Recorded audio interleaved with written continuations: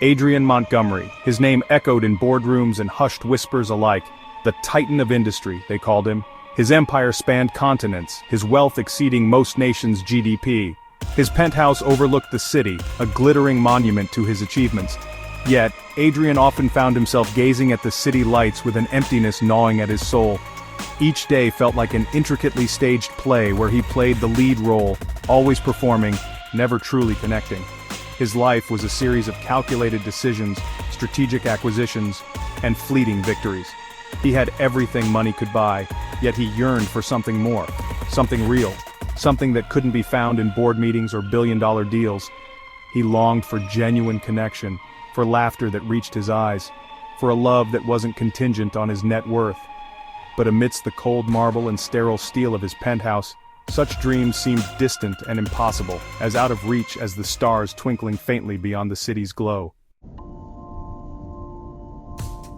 The sleek limousine sliced through the night, a cocoon of luxury ferrying Adrian to yet another important meeting.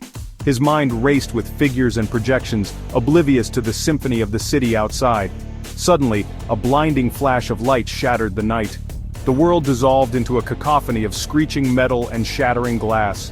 Adrian felt a searing pain lance through his body as everything went dark. When he finally regained consciousness, he was adrift in a sea of confusion.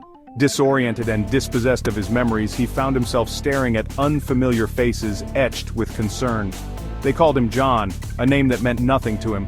His world had shrunk to the sterile confines of a hospital room.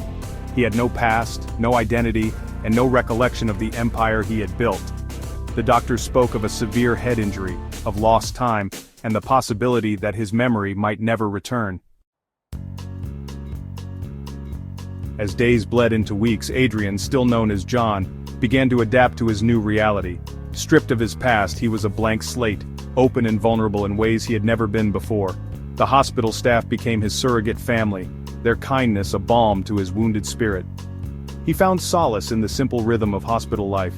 Sunrises witnessed through the window, the gentle bustle of nurses, the shared laughter of patients.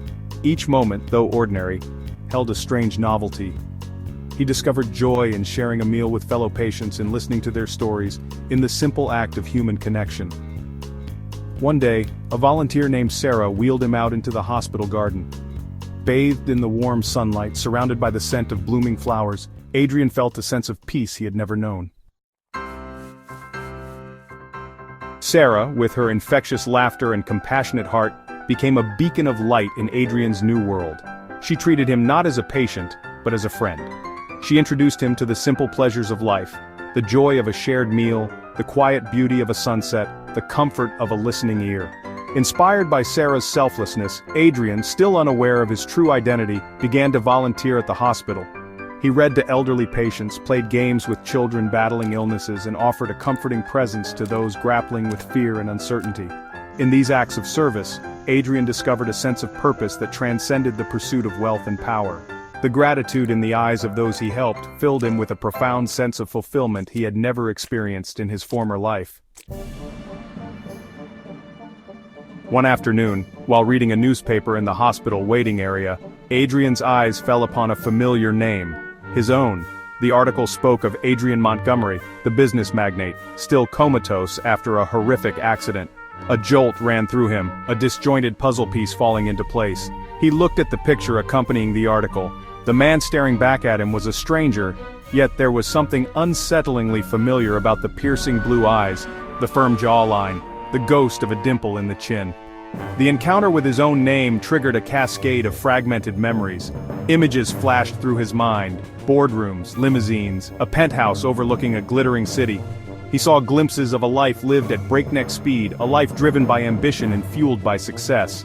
But these memories were fleeting, like wisps of smoke, leaving him more confused and disoriented than before.